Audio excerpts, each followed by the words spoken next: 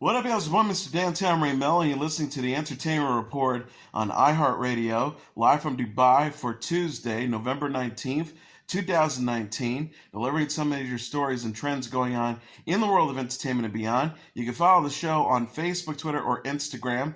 Facebook.com/Entertainment Report with Ray Melo, that's RAYMELO, on Twitter at The Enter Report, or on Instagram at The Entertainment Report. You can listen to the show anytime you want on iHeartRadio. Just go to iHeart.com or your iHeart phone app, search for The Entertainment Report, and it'll take you to the page. Will Smith and Tom Holland must work together in order to save the world in the latest trailer for the upcoming animated film Spies in Disguise. The clip released on Monday features Smith voicing super spy Lance Sterling, who is transformed into a pigeon by scientist Walter Beckett, played by Holland. Lance must then rely on the accident-prone Walter in order to stop an evil villain from realizing his plan. Lance is also featured driving his car as a penguin, pigeon, by using his feet and being unable to take down a large opponent due to being a bird. The trailer features the new single, Then There Were Two, by Mark Ronson and Anderson .Paak, that will be featured on the Spies in Disguise soundtrack. Spies in Disguise from director Troy Quane and Nick Bruno is set to arrive in theaters on December 25th. Ben Mendelsohn, Karen Gillan, Rashida Jones, DJ Khaled, and Masi Oka provide voices as well.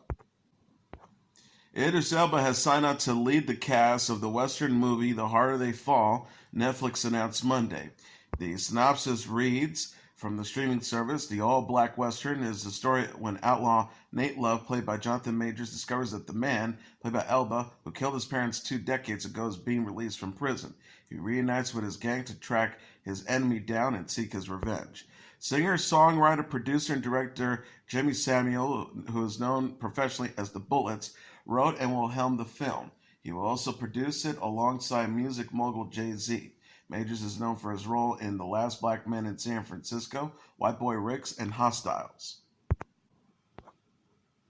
Amazon Prime Video is giving a glimpse of The Expanse Season 4.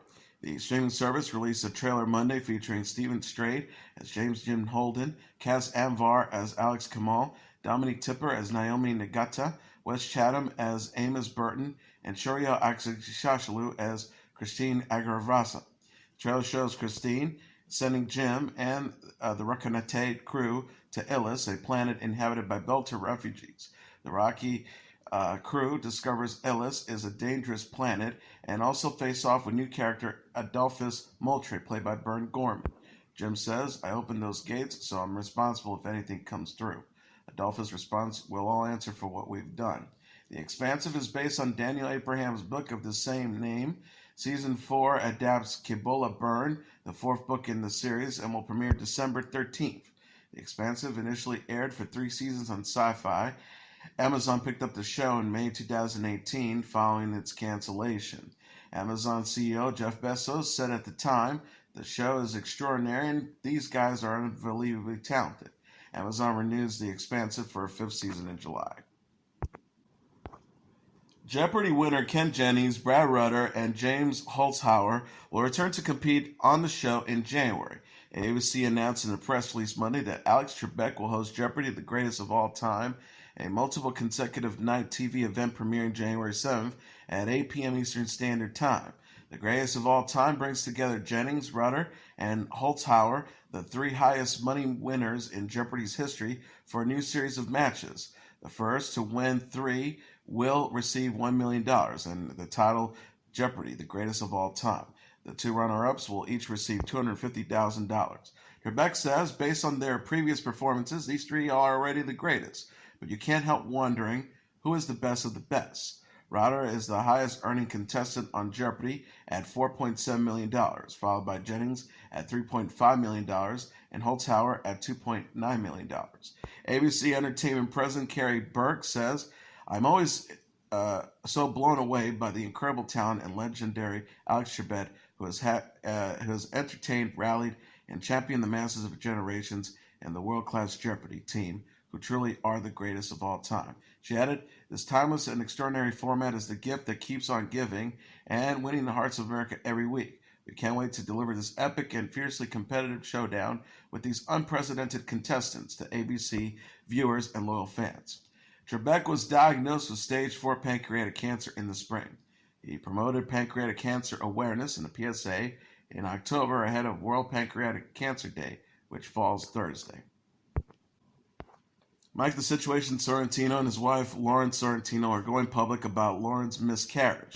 The couple discussed the heart-wrenching experience during a joint interview Monday on Strahan, Sarah, and Kiki on Good Morning America.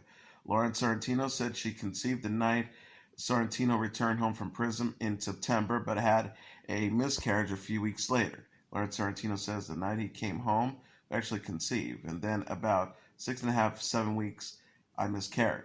She added, it was heart-wrenching. When we found out we were pregnant, I felt like this is why we went through all these challenges for years, and that it was our time and our blessing. Lauren Sorrentino decided to share her story to support others who has experienced miscarriages and to start healing. Lauren Sorrentino says, it was hard, it was really difficult. We shared so much of our life, and we already shared so many negative things that we've gone through that I didn't want to hold this in. I wanted to share it for other people going through it and just be honest so I can kind of heal through the process. Sorrentino shared a photo with Lauren Sorrentino from the Good Morning America set Monday on Instagram. His Jersey Shore co-star Nicole Snooki Polizzi was among those to voice their love and support for the couple in the comments. Polizzi wrote, "Love you both," adding 2 heart emojis. Sorrentino came to fame on the MTV series Jersey Shore and now stars on Jersey Shore Family Vacation. The series co-stars Polizzi, Paul Pauly D. Delavecchio, Ronnie Ortiz Magro, Jenny J. Wild Farley, Vinny Gardonino, Deanna Cortez, and Angelina Pervinick. NBC Universal says Monday it's renewed the Kelly Clarkson Show for a second season to air in 2020 to 2021. The hour-long syndicated daytime show debuted September 9th. Tracy Wilson, the Executive Vice President of Creative Affairs for NBC Universal Television Distribution, said in a statement, the Kelly Clarkson Show is connecting with viewers in a unique way, and we are so happy to build on that momentum, bringing Kelly's brand of humor, heart, and of course the incredible Kelly Oak to stations for a second season. It's a privilege to be in business with Kelly and our production team led by Alex Duda, who has a clear creative vision and a talent for storytelling and creating quality entertainment that invites you for a good time and leaves you feeling happy. Clarkson began her career as the first winner of the singing competition series American Idol. She is a Grammy-winning, chart-topping music artist and occasional coach on The Voice. Season 3 of Runaways will be the Marvel action drama's last on Hulu, the streaming service said on Monday. The final 10 episodes will be available on December 13th. The show's ensemble includes Renzi Felix, Lyrica Orcano, Virginia Gardner, Ariella Barber, Greg Sulkin, Alegria Acosta, Annie Wershenshin, Ryan Sands, Angel Parker, Ever Carradine, James Marsters, Kevin Wiseman, Bridget Brannigan, James Yayishi, Brittany Ishibashi, Elizabeth Hurley, and Clarissa Thurbo. Hulu teased the synopsis of the third and final season. After evading corrupt parents, battling powerful aliens, and coming face to face with the world's most powerful sorceress, the conclusion to this epic saga will leave no stone unturned. The series showrunner writers were Josh Schwartz and Stephanie Savage. Gardner tweeted, "Thanks to every single person who watched. It was a truly life-changing experience and so proud to have been able to give a voice to the LGBTQ community. Love the Runaways fans forever." Actor James Van Der Beek was eliminated during season 28 semifinals of Dancing with the Stars in Los Angeles on Monday night.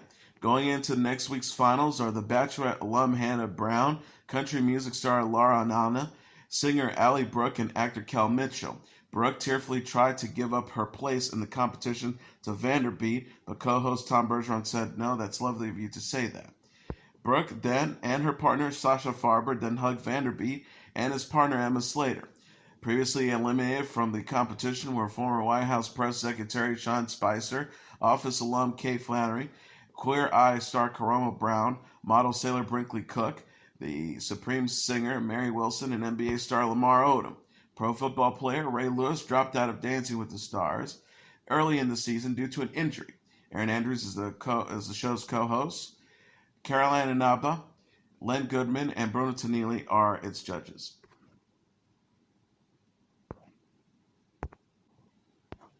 Lin-Manuel Miranda says he was terrified while posing for his portrait for the National Portrait Gallery in the Smithsonian. The 39-year-old actor, playwright, and composer discussed the photograph and former First Lady Michelle Obama during Tuesday's episode of Today. Obama presented Miranda, the creator of the musical Hamilton, with the Portrait of a Nation Prize at a gala Sunday in Washington, D.C. The honor recognizes Miranda's impact on America's history and culture. Miranda posed for photographer Mark Ziegler ahead of the event. Miranda's portrait is a dynamic image that shows the actor posing in his Hamilton costume. Miranda says, "You can't tell, but I'm standing on a photographer Mark Ziegler's roof. It's a 4-story drop behind me, and I'm scared out of my mind in this picture. Every time they catch the breeze, Mark is very happy, but I'm even more scared I will fall." He added, "There's a metaphor in there for how history remembers us. Looking very cool, but actually very terrifying." Miranda says it was an honor to receive the prize from Obama. He performed the song from Hamilton for Obama and her husband, then President Barack Obama, at the White House in 2009, years prior to the musical's Broadway debut. He says, "I performed the first song from this when it was really just one song in 2009. The full circleness of being able to then perform for her when we were off Broadway and bring the show to the White House was a dream come true. So I'm really grateful for her." Miranda has shared a candid photo of himself and Obama at the gala on Monday on Twitter. He captioned the post about last night. Miranda presently stars in the BBC One HBO series adaptation of his Dark Materials. The series co-stars Daphne Keane and Ruth Wilson and airs Mondays on HBO. Taylor Swift's former record label, Big Machine Label Group, released a statement confirming the pop singer can't perform her old songs at the 2019 American Music Awards, seemingly bringing a close to a days-long controversy. Big Machine Label Group, which owns the singer's catalog of recordings through 2017's album Reputation, released a joint statement with Dick Clark Productions saying that the 29-year-old would be able to go ahead with plans to perform a melody of her old songs during the AMAs, where she is scheduled to receive the Artist of the Decade award. The statement reads, "The Big Machine Label Group and Dick Clark Productions announced that they have come to terms on a licensing agreement that approves their artist performance to stream post-show and for rebroadcast on mutually approved platforms. This includes the upcoming American Music Awards performances for Thomas Rhett and former Big Machines Records recording artist Taylor Swift." It states, "It should be noted that recording artists do not need label approval for live performances on television or any other live media. Record labels' approval is only needed for contracted artists' audio and visual recordings in determining how those works and distributed." The public battle over Swift's planned performance began Thursday when the singer tweeted that the Big Machine Labels Group's Scott Borchetta and Scooter Braun were attempting to block her from performing her old songs at the AMAs and on an upcoming Netflix documentary. Swift tweeted, "They claimed that they would be re-recording my music before I'm allowed to next year." Big Machine initially responded to Swift's post Friday, saying the label had been attempting to meet with Swift to work out terms for the AMAs and the documentary. The statement alleged Swift admitted to owning the label millions of dollars, a claim refuted by a representative for Swift. The representative said Big Machine actually owes Swift $7.9 million in unpaid royalties. Back and forth between Swift and the label attracted the attentions of celebrities and politicians, including Democratic presidential contender Senator Elizabeth Warren and Republican and Representative Alexandra Ocasio-Cortez. Warren tweeted, "Swift is one of many whose work has been threatened by a private equity firm." Ocasio-Cortez wrote that such groups' predatory practices actively hurt millions of Americans. The American Music Awards scheduled for November 24th. Elton John announced on Monday plans to release remastered audio from his famed 1979 concert in Moscow, Russia. The concert titled Elton John and Ray Cooper Live from Moscow will be made available on 2 CDs or 2 LPs for $19.98 on January 24th. It will also be made available on music stream service. The project is being released in celebration of the concert's 40th anniversary. Songs available on the set included some of John's most well-known tracks, such as Rocket Man, I Think It's Gonna Be a Long Time, Goodbye Yellow Brick Road, Candle in the Wind, Benny and the Jets, Saturday Night's All Right for Fighting, and Crocodile Rock. John recently added 24 concert dates to the 2020 North American leg of his farewell tour. The new dates start on March 28th at the Scotiabank Arena in Toronto and wraps up July 8th at the Sprint Center in Kansas City. Tickets go on sale on Friday at 10 a.m. local time.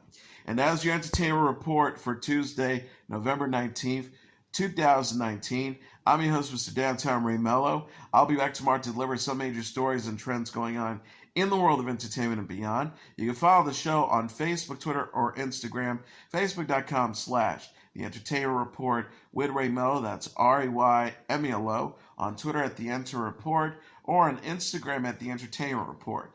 You can listen to this episode or any previous episodes of The Entertainment Report anytime you want on iHeartRadio. Just go to iHeart.com or your iHeart phone app, search for The Entertainment Report, and it'll take you to the page. Good night, and God bless you all.